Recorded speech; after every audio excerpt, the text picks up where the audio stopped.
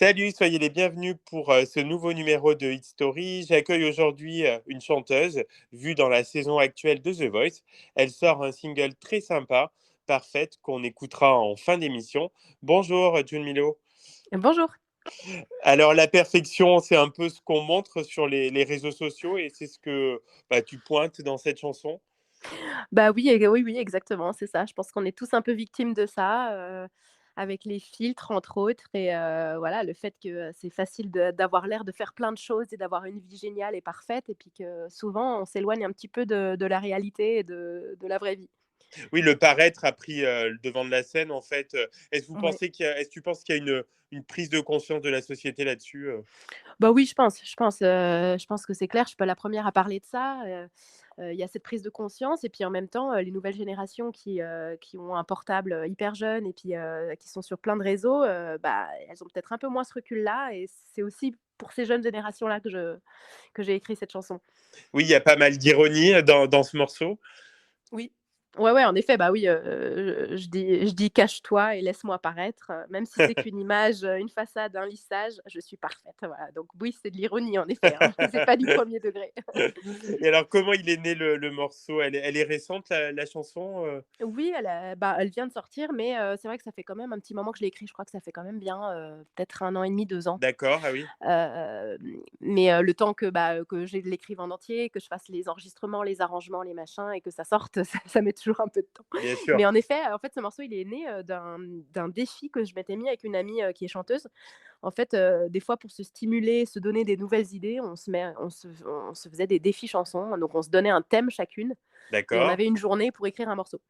Donc elle m'a dit, elle m'avait dit, «Écris une chanson sur, le il paraîtrait que paraître serait mieux qu'être». J'étais là: «Ouh là là, qu'est-ce Ah que oui, c'est?» beau sujet là, oui.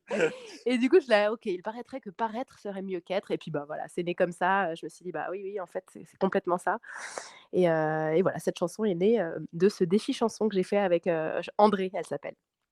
La chanson bénéficie d'un clip très sympa aussi. C'est toi qui as eu l'idée un peu du scénario? Oui, ouais, j'ai eu l'idée avec, le réalisateur, donc Blaise Villard, avec qui j'avais fait déjà, mon clip précédent et en fait, c'est en faisant un brainstorming au téléphone, en se parlant qu'en fait, on a confronté nos 2 idées et puis que c'est né. Donc c'est vraiment, vraiment tous les 2 qu'on a fait ça. Voilà, c'est né vraiment de cette discussion entre nous 2. Quels sont les retours du public, sur ce morceau? Oh bah, là, pour l'instant, enfin, en général, les gens qui parlent, c'est ceux qui adorent. Donc en effet, Oui, pour oui. l'instant, les retours sont vraiment très, très positifs et les retours des radios aussi, donc c'est chouette.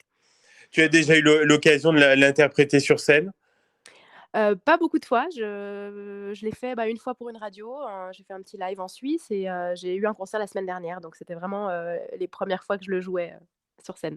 On imagine, oui, que ça va s'intensifier là avec la promotion. Bah, ouais, j'espère carrément.